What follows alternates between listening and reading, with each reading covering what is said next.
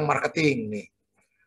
Marketing origins adalah, jadi secara origin marketing itu adalah upaya memuaskan ya keinginan, is a want satisfying, memuaskan keinginan. Jadi proses-proses sosial yang berupaya untuk memuaskan wants, keinginan-keinginan masyarakat gitu. Nah, ini dari definisi yang saya cuplik dari buku Kotler, bahwa Asosiasi Marketing Amerika itu mendefinisikan marketing adalah kinerja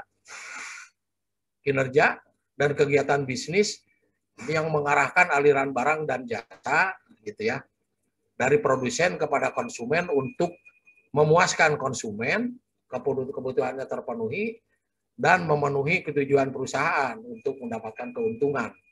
Jadi secara sederhana, tapi ini mencakup banyak cakupan yang luas ya, Asosiasi Marketing Amerika yang saya rujuk menyebutkan adalah kegiatan kinerja dan kegiatan bisnis yang mengarahkan aliran barang dan jasa.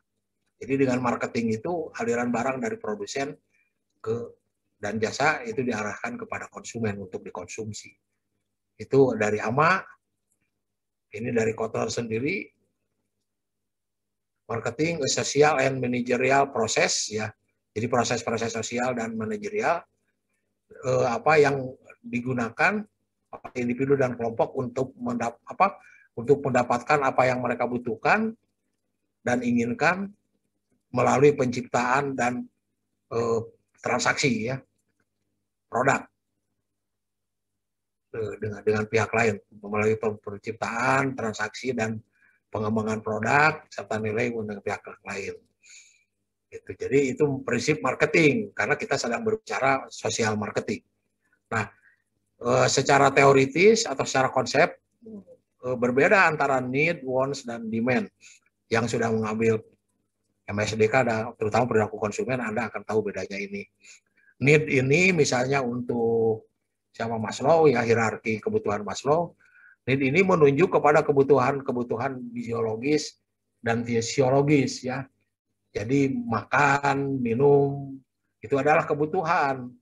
Tidur, seksual itu adalah kebutuhan. Kenapa demikian?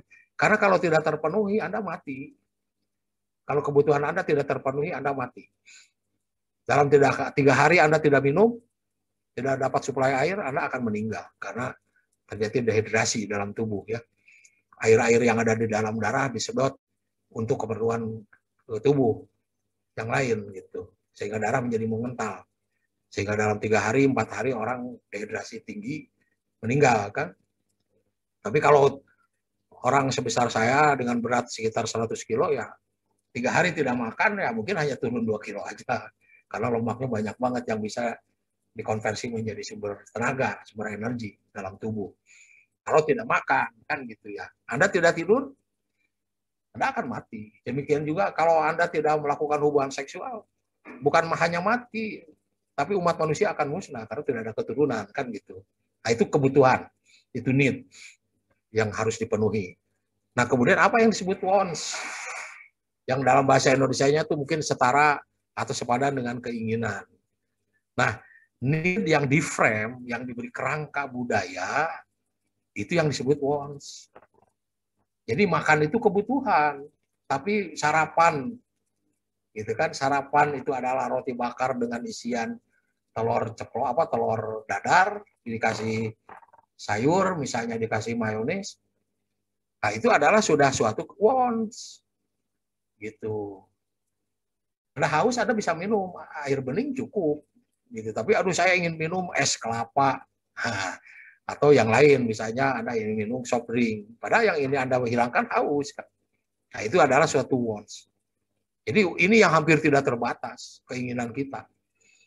Gitu. Karena diberi kerangka budaya itu. Wah, saya mau orang Padang kalau makan paginya harus sarapan paginya harus lontong sayur Padang. Sementara yang dari Jawa Timur harus makan soto. Misalnya kan gitu. Kalau saya orang Sunda cukup lah teh pahit dengan goreng uli misalnya udah cukup sarapan itu untuk penyediaan energi ya. Nah, kemudian di dalam aktual di pasar, need dan wants itu akan menjadi terbatasi, sehingga menjadi demand ya, menjadi permintaan. Demand ini adalah need dan want yang sudah dibatasi oleh daya beli. Anda ingin apapun di wants, Anda akan dibatasi oleh ungkapan kebutuhan Anda, kebutuhan wants Anda yang sudah mempertimbangkan daya beli. Ya, saya sebagai PNS mungkin cukuplah punya mobil ini karena saya tidak punya daya beli yang cukup untuk membeli BMW misalnya. Saya pakai mobil ekonomi aja, maaf, mobil niaga, gitu kan? Karena itu yang terjangkau oleh daya beli saya. Gitu. Ini perlu dipahami benar ya konsep-konsep ini, karena kita berbicara di sosial marketing itu dalam ketiga hal ini, gitu. Ya, dalam tiga hal konsep ini. Kemudian ini marketing mix. Pemasaran itu konsepnya ini. Yang pertama, konsumen berada di dalam fokus sebagai focal point dalam pemasaran. Maksudnya focal point itu apa? Ini produk. Produk yang dibuat, yang dikembangkan di dalam pemasaran itu harus sesuai dengan kebutuhan, keinginan, atau tadi daya beli konsumen. Gitu ya. Produk itu harus disesuaikan dengan ini, dengan karakteristik konsumen gitu. Yang kedua, terhadap P yang ini kan teori kontrol tentang 4P itu. Harus sesuai dengan price-nya. Ini yang menunjuk pada daya beli itu. Apapun produk yang Anda beli, produk yang Anda ciptakan, dipasarkan, tapi di luar jangkauan daya beli ya tidak akan ada yang membeli, kan? Walaupun kita tahu daya beli itu berbeda-beda di masyarakat. Nanti ada strateginya sendiri, kan, pendekatannya. Setelah itu, P yang berikutnya adalah place. Keberadaan tempat produk itu berada. Kan sering produsen itu berada dalam jarak yang jauh dengan dengan konsumen. Pabriknya itu ada di sana, misalnya di Sidoarjo, Jawa Timur, gitu. Tapi konsumennya ada di Lampung. Konsumen produk yang disebut di Sidoarjo itu misalnya. Nah, itu kan perlu upaya untuk distribusi. Place itu garis miring distribution ya, penyaluran produk, sehingga nanti menimbulkan berbagai konsep juga. Ada produk tanpa perantara, ada yang harus pakai perantara dan seterusnya. Nanti nggak akan detail dalam bab itu. Kemudian ini promotion. Apapun produk yang Anda buatkan untuk kebutuhan masyarakat, konsumen, dengan harga yang terjangkau oleh konsumen, dengan distribusi yang baik sehingga setiap saat dibutuhkan tersedia. Tapi kalau kalau konsumen tidak mengetahuinya produk itu ada, konsumen tidak mengetahui berapa harganya, tetap saja tidak akan ada yang beli. Nah, sehingga perlu promotion, perlu pengenalan, dipromosikan, diperkenalkan, dipromot kan. Kalau dalam struktur kepegawaian, dipromosikan itu dipindahkan ke tingkat yang lebih baik, ke pangkat yang lebih tinggi, dipromosikan. Tapi dalam konsep promosi marketing ya salah satunya itu mengkomunikasikan produk yang dibuat oleh produsen kepada calon konsumennya atau kepada konsumen yang sudah berlangganan. Nah, ini adalah yang disebut marketing mix. Ya. Jadi bauran pemasaran kalau menurut Profesor Wijang. Pembahasan Indonesianya itu bauran. Nanti di promosi juga ada promotion mix. Ada 4 promotion mix. Nanti kita akan sampai ke sana. Gitu ya. Nah, kemudian ada beberapa ahli pemakai konsep-konsep ini yang menambahkan 7P gitu kan. Ditambahin nih PP-nya itu dengan personel. Personel itu para petugas. Nanti di promosi itu kan kita perlu suatu agen promosi yang ahli dalam kreatif, membuat kreatif iklan misalnya untuk pemasaran sosial. Bagaimana membuat kreatif iklan yang tidak menyinggung masyarakat tapi menganjurkan masyarakat berhenti merokok. Itu adalah tim kreatif. di advertising agency itu P-nya ini personil. Kemudian ada presentation, jadi upaya-upaya untuk yang berkaitan dengan ini, dengan penampilan produk. Kita sering membaca produk itu karakteristiknya ergonomis, misalnya kan produk HP itu dibuat seergonomis mungkin sesuai dengan karakter cengkeraman tangan kita, gitu kan. Bagaimana yang paling enak kursi kerja itu dibuat ergonomis, tidak menyebabkan sakit punggung, tidak menyebabkan pantat cepat panas karena duduk berlama-lama gitu ya. Dan terutama ergonomis itu disesuaikan dengan kondisi tubuh kita. Kemudian proses, jadi proses-proses yang terlibat dalam marketing itu diberikan tanda khusus oleh. Ini versi yang ini satu yang versi ini yang saya pakai. Ada lain juga yang menambahkan istilah P yang lain kepada yang baku yang dibuat tentang marketing mix. Nah, pemasaran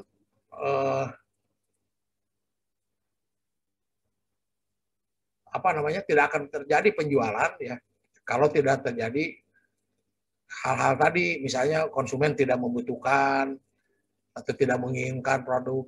Tapi Anda bisa melihat sebenarnya konsumen tidak sadar dia butuh ini, misalnya gitu ya. Contoh sederhananya itu tentang laundry kiloan. Dulu laundry itu sesuatu yang eksklusif. Orang-orang yang menggunakan laundry untuk membantu membersihkan bajunya, pakaiannya, atau hal-hal lain seperti karpet gitu kan.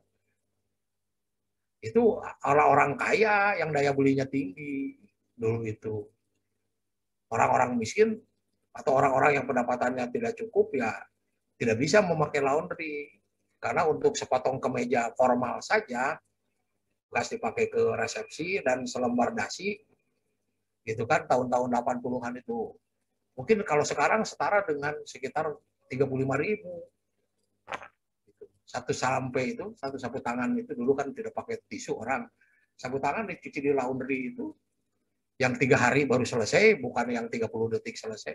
30 menit selesai. Itu harganya ribuan, mungkin beberapa kali laundry Anda sudah beli sapu tangan baru gitu. Mahal banget. Nah, tapi tiba-tiba ada orang yang melihat situasi di tempat-tempat yang spesial, misalnya di lingkungan perkantoran, di lingkungan pabrik atau di lingkungan kampus, banyak sekali orang-orang yang tidak punya kesempatan untuk melakukan mencuci sendiri, menyetrika sendiri pakaiannya. Sebenarnya orang-orang itu butuh tapi belum terungkap kebutuhannya gitu kan. Nah, orang yang jeli, para pemasar yang jeli akan melihat, oh ternyata di sekitar dermaga itu sebenarnya diperlukan jasa laundry yang murah supaya bisa dijangkau oleh mahasiswa. Kan gitu. Akhirnya mereka menawarkan laundry kiloan dengan harga yang relatif murah. Itu bahkan marketing gimmicknya itu sampai ada yang dijemput, diantar kan, baju kotornya untuk dicuci dijemput, setelah selesai rapi disetrika, diantar kan, itu menjadi titik persaingan berikutnya setelah berkembang. Nah, kalau marketing itu ya berangkat dari sana, dari mempelajari dulu kebutuhan masyarakat. Baru diciptakan produknya, yaitu jasa laundry kiloan. Bersainglah harganya dari mulai yang 6.000, 3.000, dan seterusnya lah, itu perkembangan berikutnya. Nah, itu harus disesuaikan dengan daya beli mahasiswa kan gitu, atau buruh pabrik di sekitar Citerup gitu kan, pusat industri di Bogor itu memerlukan itu karena mereka pergi subuh pulangnya malam, tidak sempat nyuci baju. Nah, sehingga begitu Anda menawarkan jasa itu, daya belinya tercukupi. Kemudian mudah memperolehnya dengan fasilitas dijemput, diantar. Kemudian ini komunikasinya dengan masyarakat cukup baik dari si pihak produsen dan masyarakat. Ada namanya, gitu kan, diketahui kan, laundry yang dibawa itu kan memerlukan kepercayaan kita bahwa baju kita tidak akan hilang, akan kembali kan gitu. Kan jasa itu sekarang begitu ya. Bukan jasa, bisnis itu yang paling utama adalah kepercayaan. Setelah dipercaya, saya Kalau servis motor atau mobil, datang sendiri bengkel ke rumah, diambil mobil, dan mobil dibawa keluar rumah, walaupun oleh bengkel tetap harus bawa STNK, ya saya serahkan STNK. Kadang-kadang kalau motor bengkelnya taruh di rumah, motor kita dibawa untuk diservis. Bisa sehari, bisa 2 hari, 3 hari, tergantung keperluan. Itu kan memerlukan kepercayaan bahwa barang kita tidak akan hilang kan. Kalau si bengkelnya culas, maaf, apa bahasa halusnya culas itu, tidak amanah gitu ya, kan kita takut orang kita hilang, dijual gitu. Motor sudah diberikan dengan STNK, gimana kalau dijual? Tinggal BPKB yang di rumah. Gitu ya. Jadi ini baru akan terjadi prinsip-prinsip itu. Nah ini saya ingin sampai kepada definisi pemasaran sosial sebelum waktunya habis. 855. Diperkenalkan tahun 71 oleh Kotler. Kotler menjelaskan bahwa begitu hebatnya efek dan dampak yang bisa ditimbulkan oleh komersial marketing. Ya. Kita menjadi, tadi saya sebutkan, kita menjadi tiba-tiba tidak percaya diri kalau tidak menggunakan produk tertentu untuk satu event tertentu. Bahkan di antara kategori produk yang sama, kita tidak sudah fanatik dengan mereka, tidak mau begitu saja kalau mereka habis kita ganti dengan nama C atau J gitu ya. Kalau sudah Anda menjadi loyalis, orang yang sangat loyalitas tinggi, tidak mau menggunakan merek produk di kategori yang sama. Dengan alasan berbagai alasan lah, tidak biasa lah, atau takut ada efek samping yang berbeda kan misalnya. Itu adalah kehebatan dari komersial marketing gitu. Nah, Kotler dan kawan-kawannya itu berpikir, para ahli marketing ini dan para ahli perancang perubahan sosial, yang mereka-mereka yang konsen terhadap perkembangan masyarakat, di dalam aspek-aspek sosial itu banyak sekali hal-hal yang baik ya, yang tidak laku di masyarakat, ditawarkan kepada masyarakat itu tidak laku dengan berbagai pendekatan yang konvensional yang sudah ada sebelumnya. Kan kalau pendekatan extension itu atau penyuluhan itu sudah tahun 1900 awal diperkenalkan di Inggris kan, sebagai cara mendekati masyarakat untuk mengubah masyarakat. Tapi tetap saja ada kemampuan yang terbatas itu dibandingkan dengan komersial marketing. Nah, mereka berpikir bagaimana kalau menerapkan prinsip-prinsip di sini di dalam definisi. Jadi pemasaran sosial itu ini ya, teknologi manajemen perubahan sosial meliputi perencanaan yang baik tentunya, perencanaan, penerapan, dan tentu saja kontrol dan evaluasi ya dari program yang ditujukan untuk meningkatkan daya terima produk. Ini garis bawah ini. Untuk meningkatkan daya terima produk. Misalnya yang sederhana saja, produknya itu berupa gagasan. Jangan makan berat setelah jam 5 sore supaya tidak terjadi obesitas. Sederhana kan? Jangan makan setelah jam 5 sore. Jangan apalagi makan malam jam 7, makan besar, atau apalagi sapem ya. Jam 12 keluar rumah jadi tukang sate, jadi tukang sop. Nah, itu kan kebiasaan di Eropa, di Amerika ada makan malam tengah malam. Kan menular juga ke kita perilaku itu.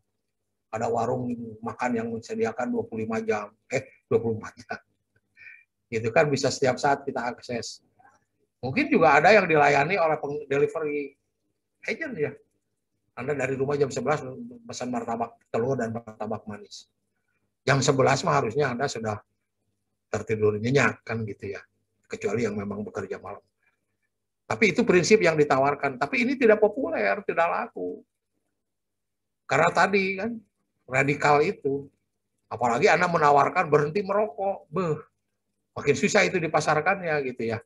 Nah, menggunakan konsep segmentasi pasar, jadi kita memilah siapa calon sasaran kita dalam masyarakat itu disegmentasi berdasarkan umur, berdasarkan kebiasaan, berdasarkan demografi, jenis kelamin, dan seterusnya. Nanti akan ada pembahasan khusus. Kemudian dari penelitian-penelitian yang dilakukan, kemudian pengembangan dan pengujian konsep produk.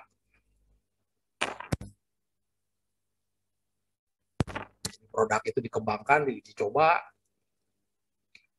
komunikasi yang terarah dengan calon konsumen dan konsumen yang sudah membeli, kemudian fasilitasi, memberikan kemudahan-kemudahan pembelian, termasuk kemudahan-kemudahan pembayaran kalau di dalam komersial marketing, bisa dicicil, bisa dikredit gitu, bisa menggunakan uang plastik, bisa menggunakan uang konvensional. Nah, itu adalah contoh fasilitasi.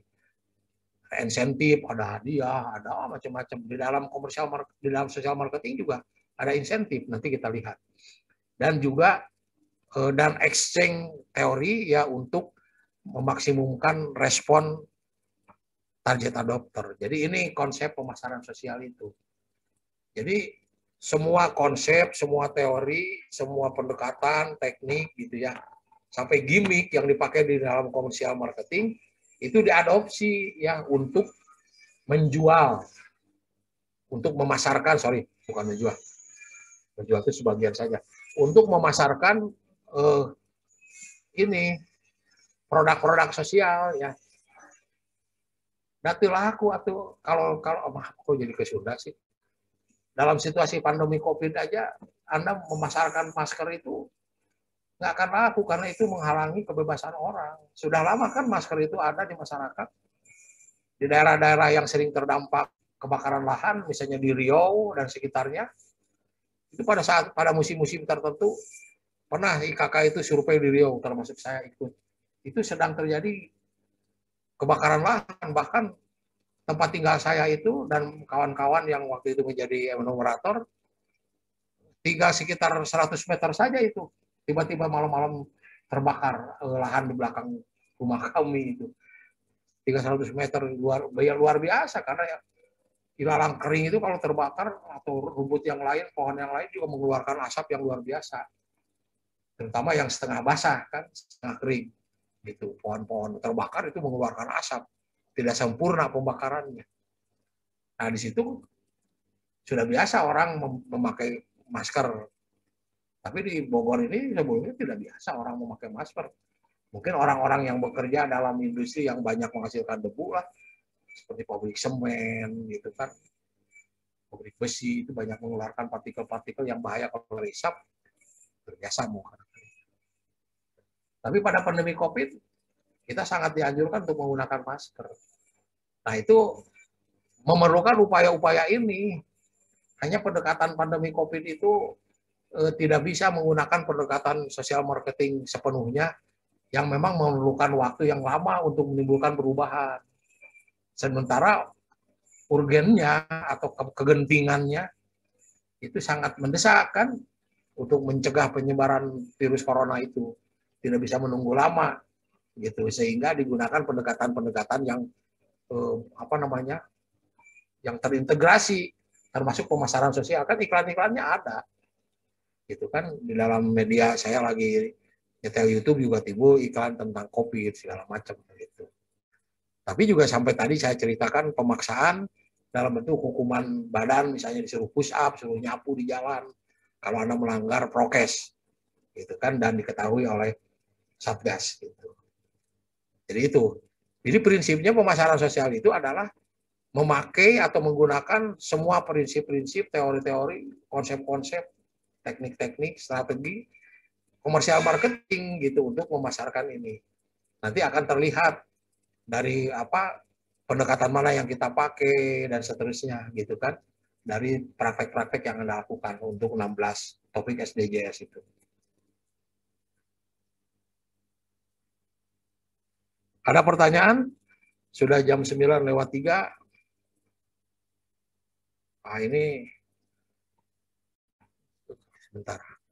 Ini dulu karena dikembangkan di GMSK ya, di GM di tetangga sebelah. Jadi pendekatan utamanya saya pakai topik ini. Tapi sebenarnya sangat banyak determinan masukan. Nah, saya ingin sampai ke ini.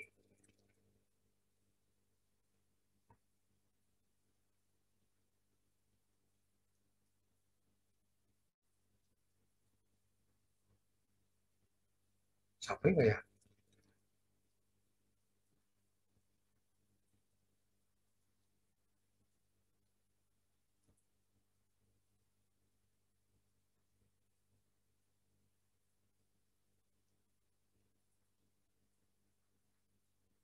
Jadi sosial marketing itu hanya digunakan untuk menanggulangi masalah-masalah sosial yang memang bisa ditanggulangi dengan penyampaian informasi, pelatihan perilaku baru dan seterusnya gitu ya.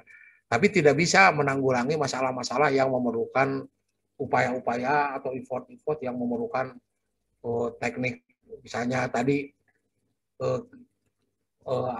berkaitan dengan tanah longsor misalnya. Kan pemulihan tanah longsor itu tidak bisa dengan sosial marketing. Itu harus upaya-upaya khusus yang oleh pemerintah, misalnya mencegah perkembangan supaya longsornya tidak meluap, mungkin bangun turap dan sebagainya ya, bangun penahan tebing dan seterusnya. Misalnya untuk di arah aliran sungai, tempat-tempat yang rawan longsor itu biasanya dibangun turap, dibangun tebing-tebing yang penahan. Atau di jalan-jalan seperti di daerah-daerah banyak bukit seperti Puncak kan ada bukit-bukit yang sampai di beton itu supaya tidak longsor, karena kalau longsor berbahaya ke jalan. Itu nggak bisa oleh pemasaran sosial. Tapi membujuk orang pindah dari lahan yang cenderung rawan longsor gitu, rawan banjir, itu boleh menggunakan pemasaran sosial, karena yang ingin kita ubah adalah perilaku masyarakatnya supaya pindah dari tempat-tempat yang rawan kan gitu. Nah, kalau dalam masalah gizi misalnya, ini sebagai salah satu contoh konkret gitu ya. Di kita ini masih mengalami dua masalah gizi yang utama. Sekarang masalah gizi kita yang paling utama itu yang digalakkan pemerintah penanggulangannya adalah apa? Bahasa Indonesianya itu dibaca seperti tertulis stunting ya. Bahasa Indonesia kan biasa dibaca stunting. Stunting itu masalah gizi yang sudah terlihat oleh pada anak-anak balita ya. Pertumbuhannya itu tidak proporsional. Anak itu tumbuh normal tapi kecil gitu ukurannya untuk anak ukuran seperti itu. Masalah gizi atau obesitas kan. Anak kecil yang harusnya berat badannya 20 kg, dia sudah berat 30 kg. Anak saya yang bungsu itu beratnya sekarang 150 kg itu, padahal baru lulus SMA 2 tahun yang lalu. Sejak SD dia sudah besar tubuhnya. Yang paling kecil itu. Itu masalah lebih gizi ya. Kemudian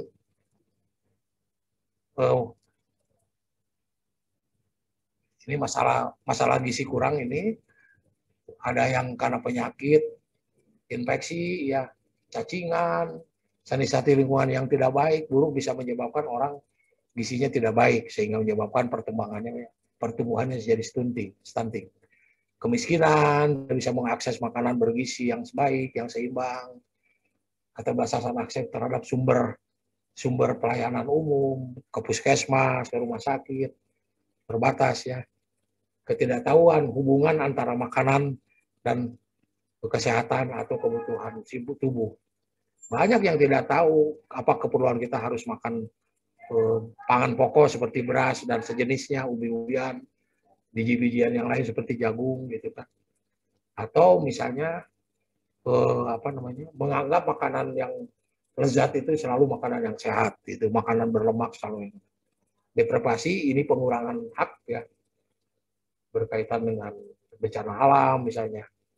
Tidak terpenuhi kebutuhannya karena bencana alam, suplai susah, panen gagal karena banjir, karena kekeringan dan seterusnya. Nah, ini faktor-faktor yang berkaitan langsung dengan tadi ya, perilaku mengkonsumsi makanan. Wilayah ini yang bisa kita dekati dengan pemasaran sosial.